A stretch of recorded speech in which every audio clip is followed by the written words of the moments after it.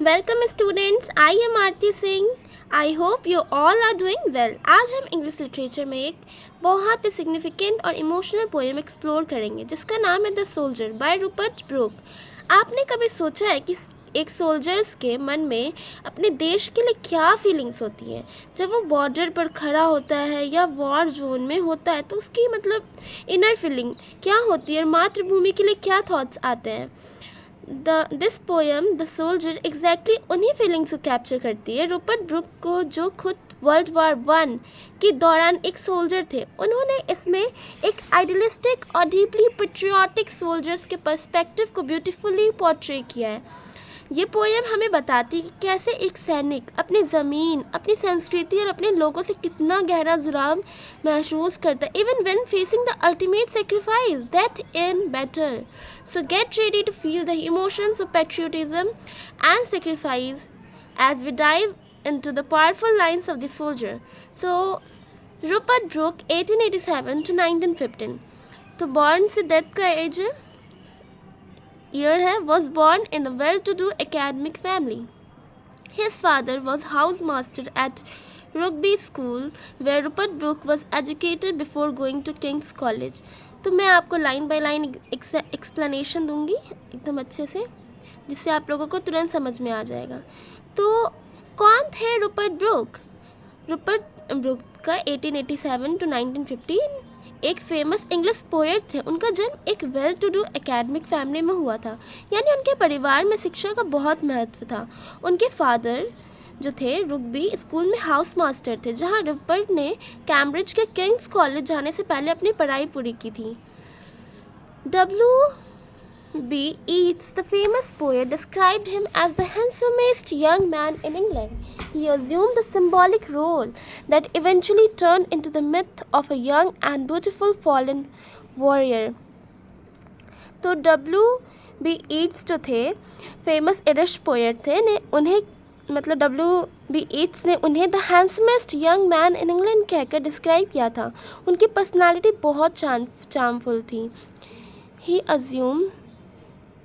He died of septicemia on April 23, 1915, off the island of Lemnos in the Aegean on his way to a battle at Gallipoli. Brooke is remembered as a war poet who inspired patriotism in the early phase of the First World War. His reputations chiefly rest on 5 war sonnets, which the soldier is undoubtedly the best and the most unorthodoxed. तो Brooke को वार poet के रूप में जाना जाता है। किस poet के रूप में जाना जाता है? वॉर पोएट के रूप में, जिन्होंने फर्स्ट वर्ल्ड वॉर के अर्ली फेज में पेट्रियोटिज्म इंस्पायर किया। हालांकि आयरनिकली वो बैटलफील्ड में शहीद नहीं हुए, उन्हें सेप्टिसीमिया हो गया था। मतलब मस्क्यूटो बाइट से जो ब्लड पॉइजनिंग होती है उसी को बोलते हैं सेप्टिसीमिया। और वो 23 अप्रैल 1915 को लैमनोस आइलैंड के पास एगेन सी में गैलीपोली की बैटल में जाने के रास्ते में उनकी डेथ हो गई थी। उनकी खासियत मेनली उनके पाँच वॉर सोनेट्स पर आधारित है, जिनमें से द सोल्जर अनडाउटली सबसे फेमस और एंथोलॉजाइज्ड पोएम है। Okay, so let's start the soldier. If I should die, think only this of me. यहाँ पोएट कहते हैं, अगर मेरी डेथ हो जाए, अगर मैं शहीद हो जाऊँ, तो मेरे बारे में बस इतना सोचना, that there some corner of foreign field, कि किसी फॉरेन लैंड मतलब विदेशी धरती का एक छोटा सा कोना, that is for ever England, वो हमेशा के लिए इंग्लैंड बन जाएगा। पोएट का कहना है जहाँ एक इंग्लिश सोल्जर का अंतिम संस्कार होगा, वो जगह भी इंग्लैंड का हिस्सा बन जाएगा। There shall be in that rich earth a richer dust concealed, उस उपजाऊ मिट्टी में एक बार भी ज़्यादा रिच डस्ट दफन होंगी। ये रिचर डस्ट कौन है? ये सोल्जर खुद हैं, जो इंग्लैंड की मिट्टी से बने हैं। अ dust home England bore shaped made aware, वो धूल जिसे इंग्लैंड ने जन्म दिया, उसे बनाया और उसे कंसीव किया। मतलब इंग्लैंड ने ही उसे पैदा किया है, उसे पर्सनालिटी दी है और ज़िंदगी का ज्ञान दिया है। Gave once her flowers to love, her ways to roam. England ने ही उसे अपने ब्यूटीफुल फ्लावर से प्यार करना सिखाया और उसकी राहें दी जहाँ वो फ्रीली घूम सके।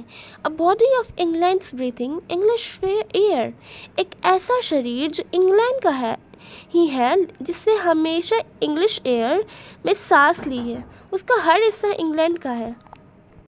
तो इस लाइन में क्या बोल रहा है? एक ऐसा शरीर जो इंग्लैंड का ही है, जिसने हमेशा इंग्लिश एयर में सांस ली है, उसका हर हिस्सा इंग्लैंड का है। Washed by rivers blessed by suns of home, जो इंग्लैंड के रिवर्स से धोया गया और उसकी होम लैंड के सूरज से ब्लेस्ड हुआ। इंग्लैंड की प्रकृति ने उसे पाला पोषा है। वो अपने अर्थ, अपने इंग्लैंड के बारे में कितना बोल रहा है। And think this heart all evil shed away, और सोचना कि मेरा दिल जिसके सारे एविल्स, बुराइयाँ अब दूर हो चुके हैं। डेथ के बाद सोल की प्यूरिफिकेशंस की बात हो रही है। A pulse in the eternal mind no less, वो एक इटर्नल माइंड मतलब अनंत चेतना का हिस्सा बन जाएगा।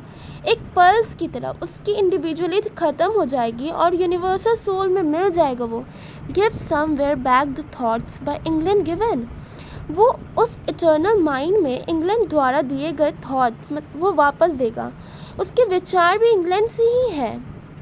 हर sights and sound dreams happy as her day, England के नज़ारे, उसकी आवाज़ें और वो ड्रीम्स जो उसके दिनों की तरह खुशनुमा थे। And the laughter learn of friends and gentleness, और वो हंसी जो दोस्तों से सीखी, और वो जेंटलनेस मतलब नम्रता भी। In hearts at peace under an English heaven, सब कुछ शांति में रहेगा एक इंग्लिश हेवन के नीचे। उसका मानना है कि आत्मा भी इंग्लैंड से ही जुड़ी रहेगी, स्वर्ग में भी।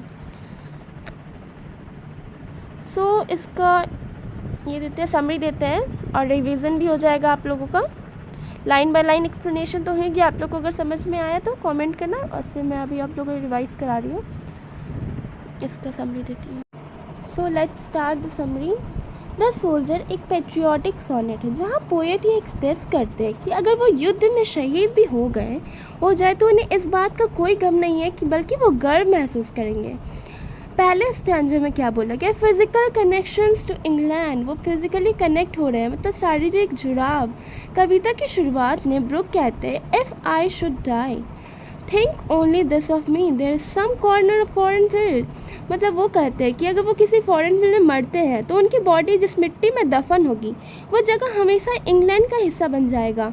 और वो अपनी बॉडी को रिचर्ड डस्ट कहते हैं, जिसे इंग्लैंड ने जन्म दिया है, आकार दिया है, जिसने इंग्लैंड के फूलों, रास्ता, हवा, नदियों और सूरज का अनुभव किया। इसके मतलब है फिज़िकली भी वो इंग्लैंड से ही इतने जुड़े हैं कि उनकी मौत के बाद भी इंग्लैंड से टुकड़ा उस फॉरेन लैंड में ही रहेगा। और दूसरे स्टैंजा में spiritual connections to England show कर रहा है, मतलब इंग्लैंड से आत्मिक जुड़ाव। दूसरे स्टैंजा में ब्रूक कहते हैं कि उनकी सोल मृत्यु के बाद सभी बुराइयों के साथ मुक्त होकर मतलब इटर्नल माइंड में मिल जाएगी।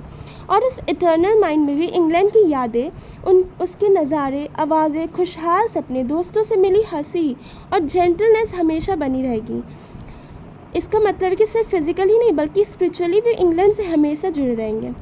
तो ओवरऑल मैसेज क्या होता है? पोएम का ओवरऑल मैसेज यही है कि इंग्लैंड एक पैराडाइज है, एक मदरलैंड है जिससे सोल्जर का गहरा कनेक्शन है, बोथ फिजिकली एंड मेंटली। उसके लिए जान भी दे सकते हैं, एक नोबल सेक्रीफाइस माना जाएगा।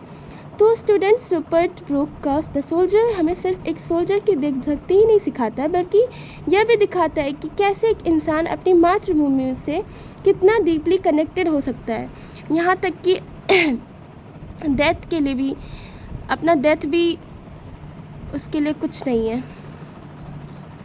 Students, I hope you understood today's poem clearly. If you liked the explanation, don't forget to like this video, share it with your friends and comment your doubts below. And yes, do subscribe to the channel for more such easy explanation. See you in next class. Bye.